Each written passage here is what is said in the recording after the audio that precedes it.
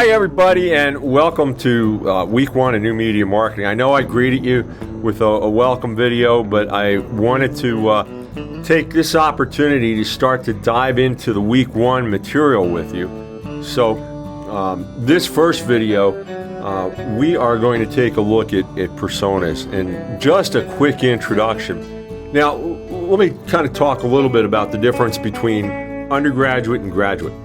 Undergraduate, we teach you how to make the meatloaf.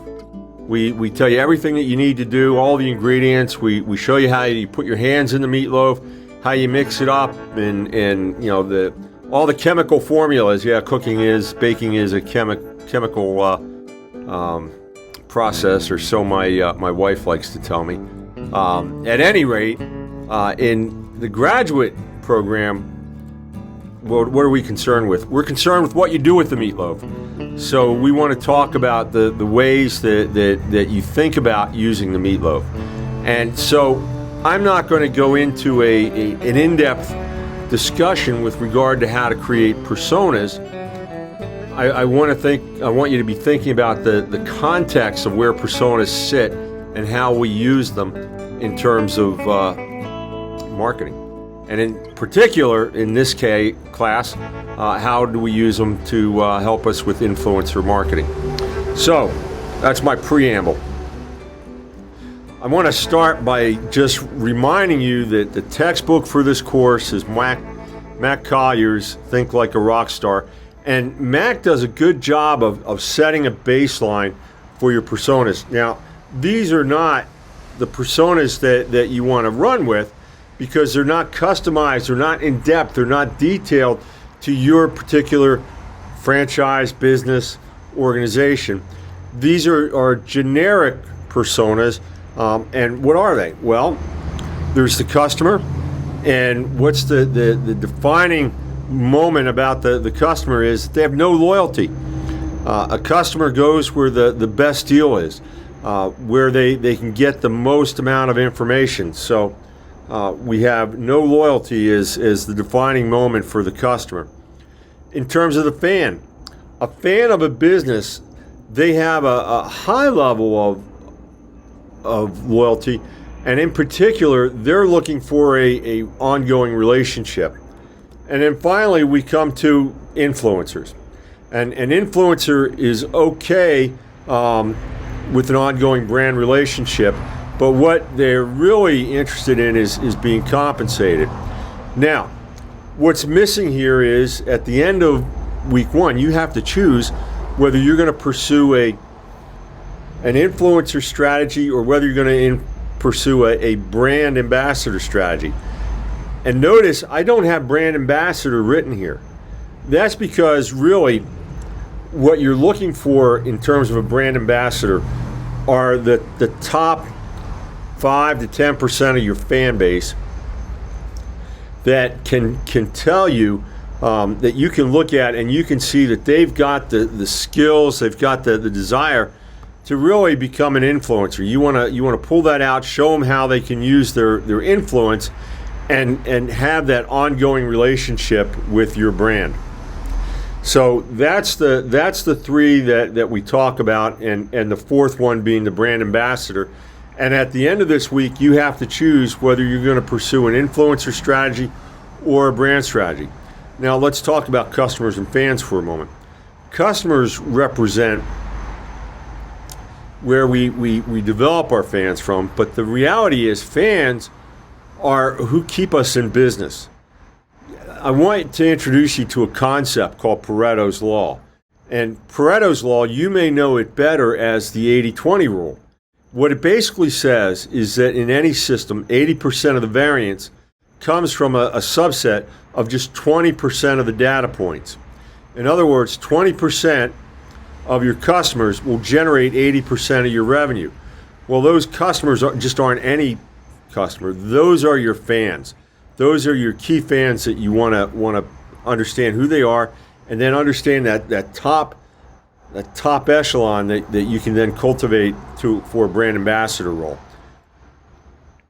In reality, as a franchise, a brand, an organization, you're probably going to run both a brand ambassador strategy, and you're also going to run an influencer strategy. In this class, we ask you to pick one or the other. Why? Because we don't want to overwhelm you with the amount of work that you need to do in just 1 month. So we're going to develop one campaign. It's either going to be a brand ambassador campaign or it's going to be an influencer campaign. So let me talk for a moment and just remind you that in this course, what we're doing is developing that campaign. And each week is going to be a different segment of the campaign that when you put it all together, you've got a whole campaign that you can go out and implement. So that's what we're doing over weeks 1 through 4.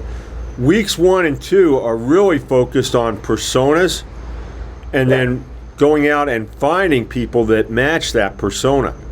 Once you choose whether it's a brand ambassador or an influencer.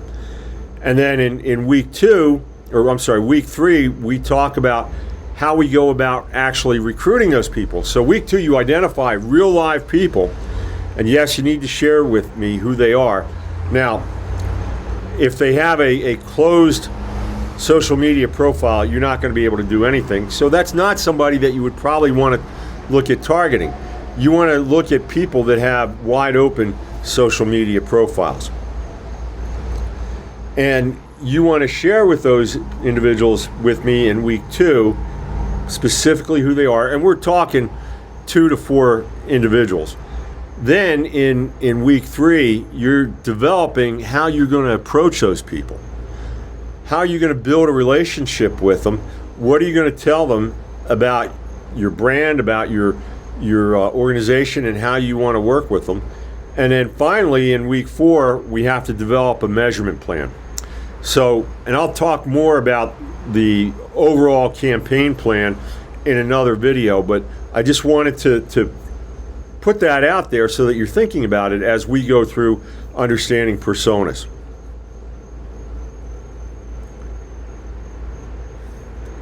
So let's talk about persona development. Where do personas come from? Personas are integral to the marketing strategy. And if we think about the base of the marketing strategy, it starts with identifying a target market. Let me have a drink here.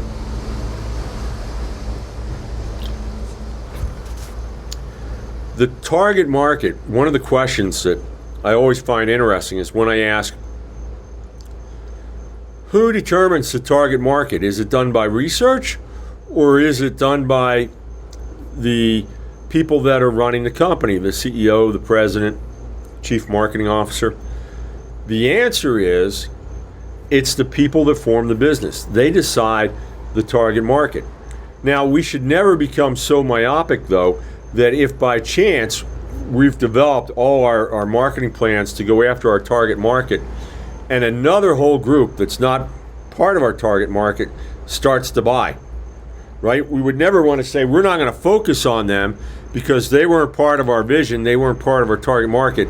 We would ultimately begin to target them in terms of how we want to present the franchise, the brand, or the organization.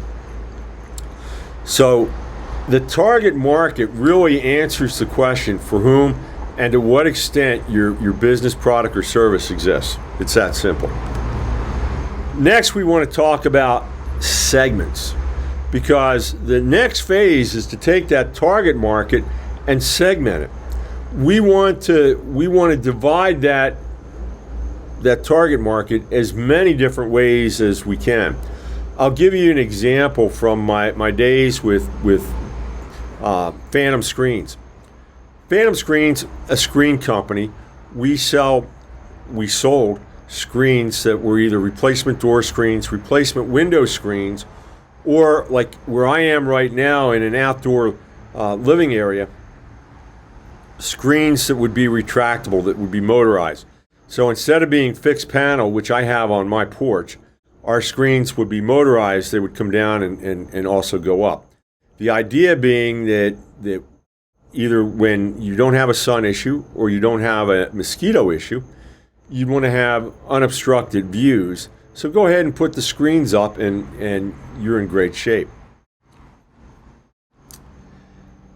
Well, at Phantom, what we did is we segment it. We segment it by product. So we had 3 different products, and those were our 3 different segments. Now, further, we took the motorized screens and we segmented that as another subgroup. We looked at new home construction, where people would be able to design the house as it was being built by having all the screen materials recessed into the headers of the openings. And then we had existing homes where we would actually put housings to hold the screens and the motors and everything, and that would be all external and visible to the eye. So that was how we subdivided our motorized screen business. So in essence, we had a total of 4 different segments that we worked with in terms of our product line. Now at Disney segments a lot of different ways. Disney segments by country. So depending on where you're a tourist from, if you're a tourist from the United States, that's the U.S. segment or the U.S. market. If you're from Brazil, you would be the Brazilian segment. Disney also segments based on where you will be staying. Will you be staying off property or on property? So there's 2 segments. And then Disney has a number of products that people can consume. I'm not talking about the souvenirs and all that. I'm talking about the theme parks. So there is the Magic Kingdom theme park. There is the Disney's Animal Kingdom park. There's Disney Studios and Epcot. Those are the 4 big properties. But this is where it gets interesting. There's also a number of other attractions. So there are 3 major water parks on property that people can attend. So there's a lot of different ways that you can segment. Now, I'm going to talk to you in more detail about demographics, psychographics, and so forth. And so let me give you an example of Disney segmenting by psychographics. During my time at Disney, our target market was a family of 4. And as time progressed while I was at Disney, we slowly started to look at other segments. One of the other segments that we looked at was empty nesters, meaning the children had all grown. And we saw it as part of a natural life cycle. So as families would come to Disney, and we had it down to a science, it was every 5 to 7 years. Once we got a family to come to Disney for the first time, they'd be back every 5 to 7 years. That meant that in essence we had 3 to 4 visits with them as a family. What happens after that is the kids are all grown, and now we have the parents wanting to come back as empty nesters. So there's a lot of different ways to segment, and I'll give you another example a little bit further down the road here. But I wanted to share some of those personal experiences with you with regard to segmentation. Well, we use segmentation to actually develop our persona. A persona, it's a fictional representation of an ideal customer based on our segment data. And this will make more sense on the next couple of slides. So know that ultimately we're going to create fictional characterizations through research of what we believe ideal customers are. And the reason that's important is because we need to understand how an individual interacts with our brand, with our franchise. And the way that we do that is by creating a roadmap. And because we understand the persona, we can then begin to build out a roadmap and understand how our tactics in marketing interact with that individual. What are the touch points? Where are the decision points? And how will they behave? And so these 4 items, target market, segment, persona, customer journey, roadmap, what do?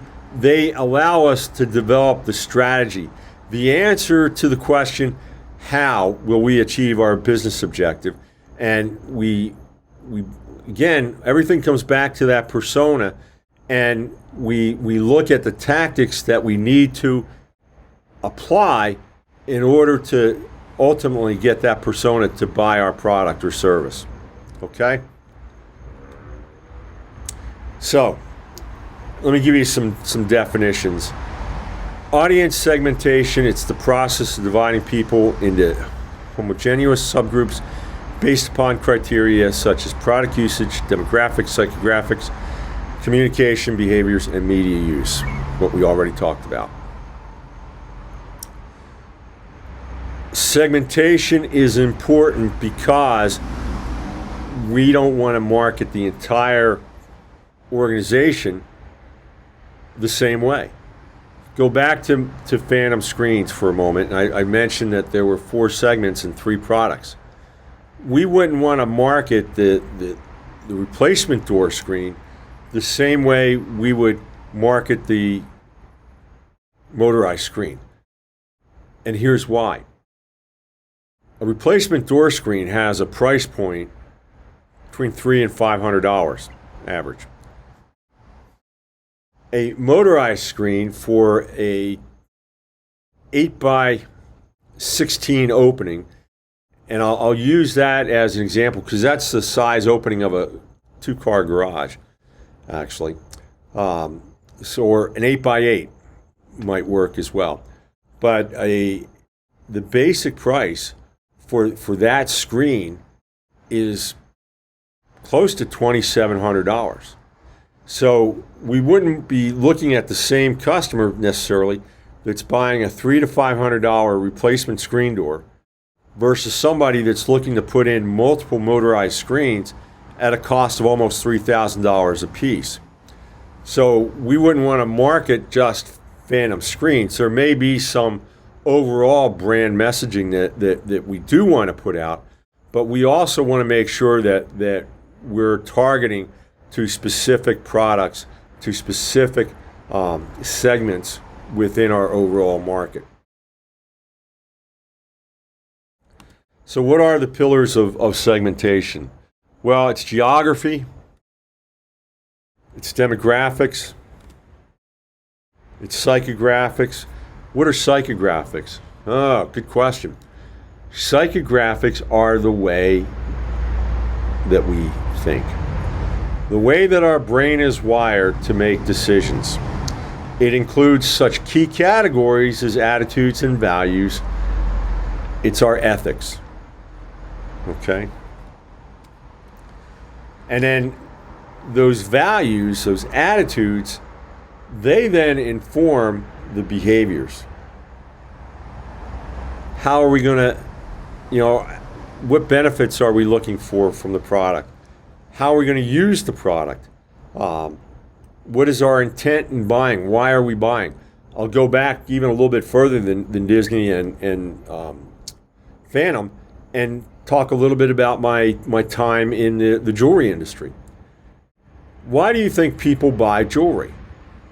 Well, the answer to that question is, it lies in the psychographics. People buy jewelry to show that they have achieved a certain status quo. I'm going to go buy a heavy gold bracelet, or I'm going to go buy a Rolex watch. Why? Because I just got promoted to vice president. I want people to know that I'm somebody of substance. Funny story. I had a brother-in-law that did just that very thing. Got a big promotion, bought a Rolex Oyster stainless steel, beautiful watch, spent about $2,000 on it, took it home, and his life was absolute hell for 2 weeks until he returned the watch. It's one of my favorite stories. Fortunately, he didn't buy it from me,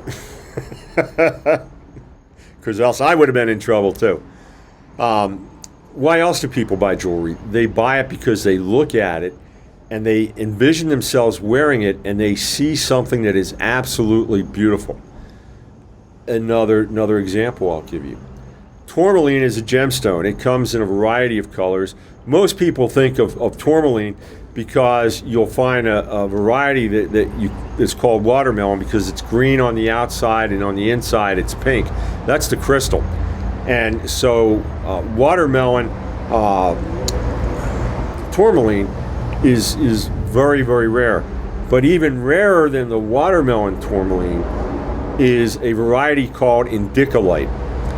Indicolite is a variety of tourmaline that is so blue, the only way I can really describe it is it will pierce your heart when you see it. It'll just go right through you. It's so pure, it's so incredible. And for years, I was in search for the ideal indicolite man's ring.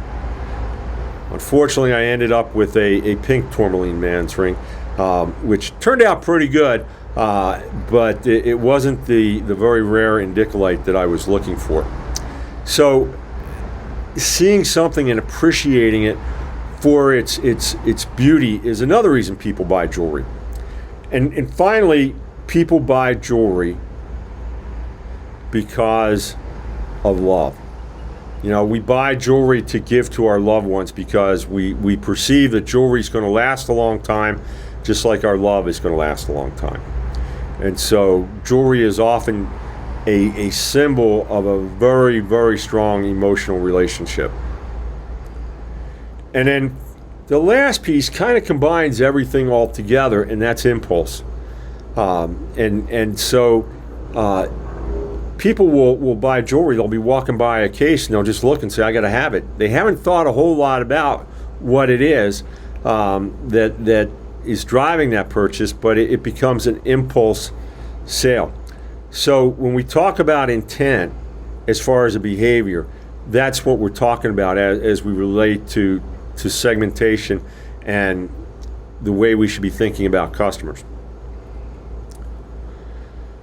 All right, so here is an audience segmentation. And what I want you to see here is that we've got 3 different ways that we've segmented. We've got a demographic segmentation. We're looking at young fans. We've got a nostalgic, so psychographic, the way this group thinks, which is 30 to 50-year-olds. And then we also have where we have super fans, which is a behavior. Super fans buy a lot. They want to have a relationship, et cetera, et cetera. So you can see that from an age range, there is a difference between the young fans and the nostalgic fans. But when it comes to nostalgic fans and super fans, what do we see? We see the same age range. So it's other elements other elements of the pillars that are going in terms of making the decisions.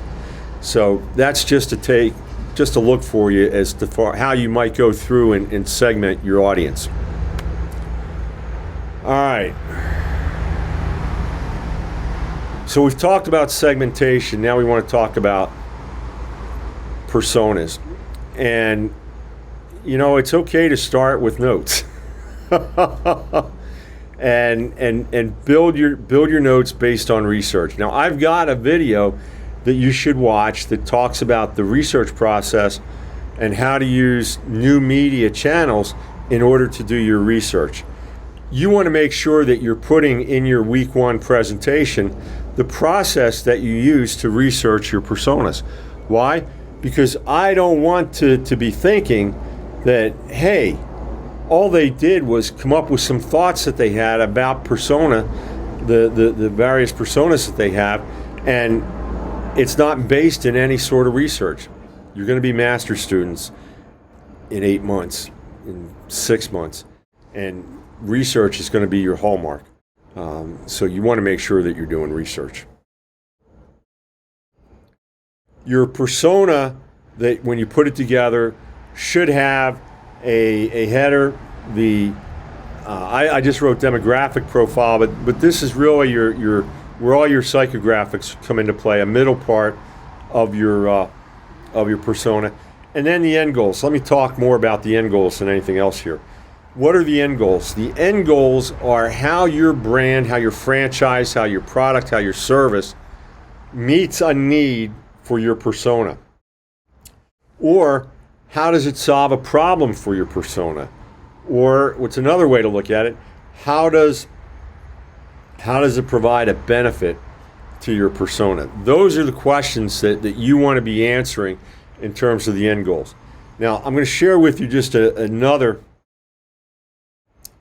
picture of a persona, and you can see this one's blown out a little bit differently. Bottom line is, it's all the same. You need to get this level of granularity, this level of detail, because it's from the personas that we will build the customer journey map, that you should build the customer journey map from. I don't ask you for the customer journey map this month, but that doesn't mean that you shouldn't do it.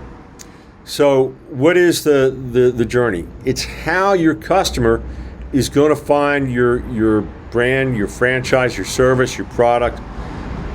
It's the steps that they take. Now, you'll notice that in this diagram, search is the second milestone that's showing. Actually, it's the first milestone that's showing after the customer.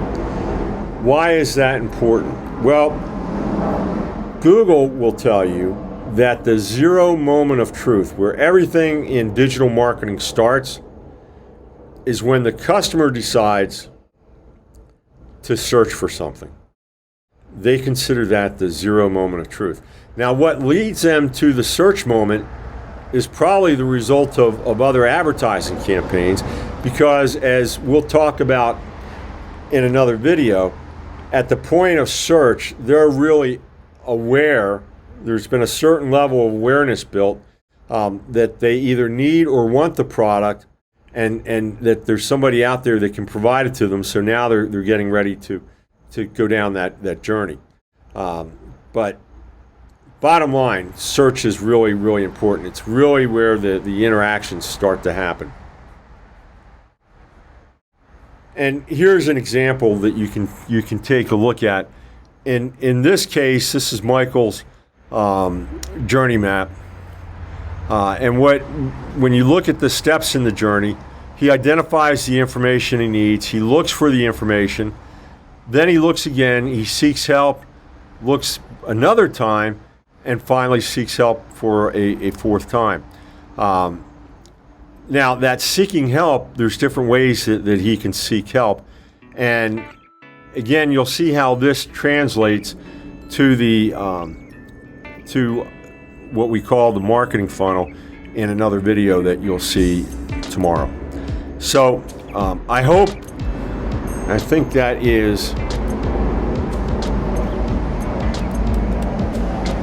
that's our end of our quick introduction into personas. If you do have any questions, please don't hesitate to give me a call or send me a text. I'll be more than happy to get back in touch with you. And I hope this has provided a much better context for what we're looking for and what we want to do with regard to personas in week 1. Thank you very much.